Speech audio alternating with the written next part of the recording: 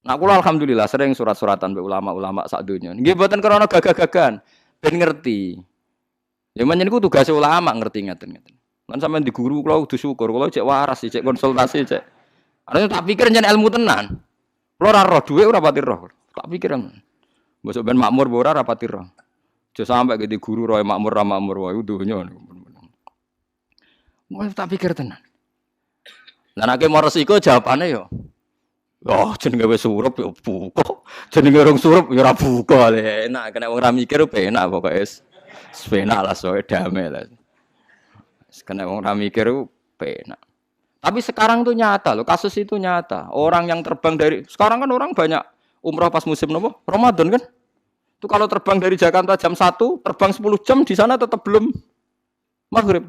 Padahal umpamanya Jakarta 5 jam lagi maghrib. Berarti pasane pirang jam, rolas ditambah. Wah, 16 ya. Yo kakuati. Sampeyan aja takok lho, cara jenengan seputi kok senengane kok numpang liwat. Yo ora. Yo pikir dhewe. Senengane ora urun. Senengane ora urun. Maksudnya dijak mikir betapa abote dadi ulama maksudnya. Dijak mikir kok mana terus takok mampu mateng. Tapi kalau syukur alhamdulillah sekarang banyak ulama-ulama Indonesia sing ngajar di Belanda, ngajar di Kutub. Jadi saged konsultasi, saged tanya jawab. Paham ya, mulane urip kudu ruwan. Dadi ruwan iku nggih ben ngerti. Mulane Said Muhammad itu nate teng New York. Nggih Said Muhammad yang terkenal. Itu ternyata arah New York dengan Ka'bah itu pas atas bawah, jadi 180 derajat. Jadi bumi kan bulat bola. Ada arah itu kan kalau rubuk atau nisfun. Nah itu pas. Misalnya Ka'bah di atas, Amerika pas di bawah. Atau Ka'bah di bawah, Amerika pas di atas. Lha iku salate madhep ngulon tangitan. Wis gak ono arah. Apa ngabrek misalnya. Bagi orang sing roh tenan nak bumi bulat bola itu kan ono masalah kan nak Ka'bah pas dhuwur ke pas ngisor. Lho kan wis ora ono arah wetan kulon kan? Lah itu pernah dibicarakan oleh Said Muhammad zaman Sugeng. Milih madhep ngetan opo ngulon. Karena tidak ada arah kan dalam konteks segitu kan. Tidak ada arah. Saat ini jadi masalah. Lah anak ngoten niku udah anut konsensus. Nak adate ngulon yo ngulon kabeh, nak ngetan kabeh. Tapi yang jelas sudah tidak ada napa? Enggak ada arah. Padahal sekarang bumi bulat bola itu teori itu diyakini seluruh dunia.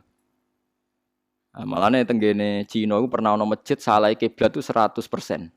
Jadi misalnya neng provinsi King ini ono masjid salah 100%. Mestinya madhep ngulon madhep ngetan. Lah iku ono ulama sing gawe guyonan. Jangan-jangan yang bikin tuh ahli falak.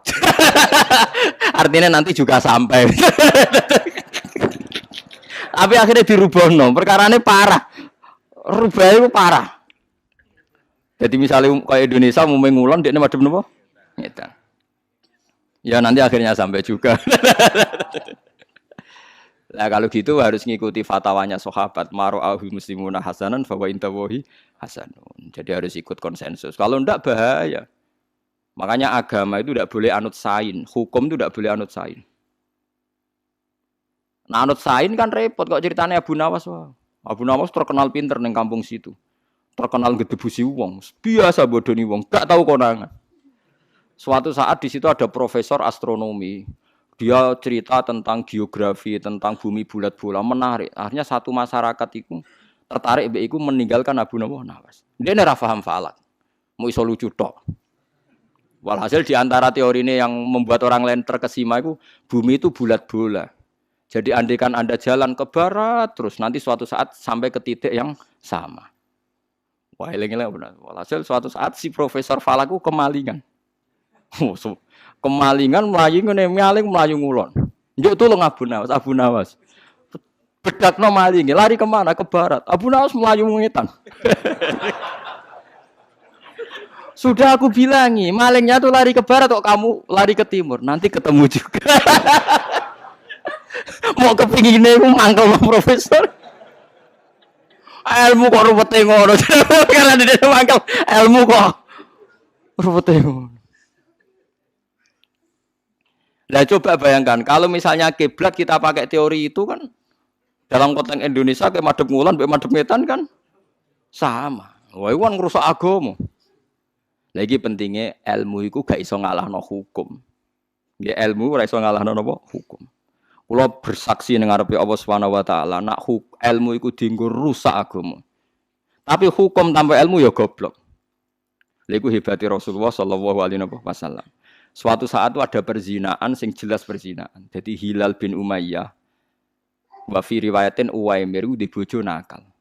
Ndekne roh tenan nak bojone dikeloni wong liya. Sing ngeloni jenenge Syarik bin Sahma. Niki kula terpaksa nyebut jenenge wong wis kliwat ae. Ada ning hadis yang disebut, mari etika ilmu hadis harus sebut. Pokoknya tersangkane Syarik bin Sahma. Walhasil akhirnya Hilal matur ya Rasulullah bojo kula niku.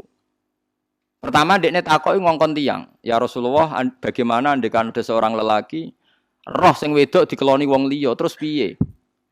Nabi pakai standar hukum, al bayyinah wa illa khudda ala dzahri. Kamu harus pakai saksi, kalau ndak kamu tetap tak had qadzaf, nuduh orang zina. Ya Rasulullah ku nyata kok kan sempat bantah wonge. Ya Rasulullah kula ngundang papat sedeng bar. Padha wae ora ono seksine. Yo ora pokoke gak roh kabeh yo tak had. Ya sudah akhirnya keputusannya kalau nggak ada saksi 4 sing roh langsung nggak bisa diterima. Sudah, wong iku mulai Nabi ne wong akeh ya. Nabi ne wong akeh ngendikan lucu. Sahabat-sahabat itu ngendikan ingin. Kulo aja apal lafate, sebagian riwayat lafate ngeten. Iku kok delok anake wae. Ya saiki wis meneng ae jeng delok anake wae. Ingka nak akhalal ainen, nak mripate iku akhalal ainen. Pokoke mripate apik ganteng. Akhmasas sakoen, wentise ngene, sakon niku napa cara mriki? Gares niku lho. Terus khot lajas sakoen. Pokoknya Nabi ngendikan beberapa kriteria akhalal ainen. Terus beberapa ngendikan bokonge ngene. Sampai Nabi nyebut beberapa kriteria 3 jelas. Bentuke alis, bentuke bokong, bentuke sakoen. Detail. Nak ngono tenan fawali Syarik bin Sahma, berarti anake demenane, anake pilih. Tapi nak ora ngono ya anake Hilal jadinya. Saya pernah ditanya ketika rame-ramenya dulu di Mahkamah Konstitusi, itu kan ada seorang pejabat itu terkenalnya punya will entah dineka entah enggak. Walhasil si pejabat tadi mati, terus willnya ini berhak waris apa enggak karena anaknya mirip si pejabat tadi. Nah, tapi keluarga pejabat ini tidak mau ngaku. Lah itu waris enggak gitu. Padahal bukti nikah enggak ada. Walhasil itu ramai di Jakarta. Akhirnya kiai-kiai Jakarta sebagian terprovokasi pakai DNA. Kalau terbukti ya waris, kalau enggak. Lah itu menurut saya enggak bisa. Asal enggak ada bukti nikah tetap dia ada anak yang sah.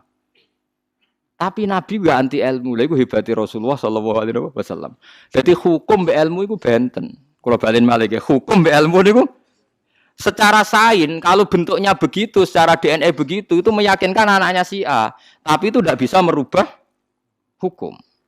Iku hebat Rasulullah, yang ngendikan hukum tapi yang ngendikan ilmu.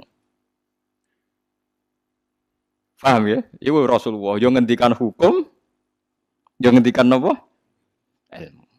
Tapi kita kan enggak secerdas Rasulullah, mulane ngendikan hukum saja. Misalnya sholat yang nganggo hukum, kok enak wong Indonesia kudu madhep ngulon, titik.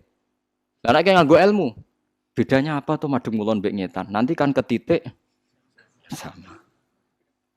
Wah, ya kacau. Jadi hukum harus fauqal ilmi, hukum harus di atas napa? Ilmu.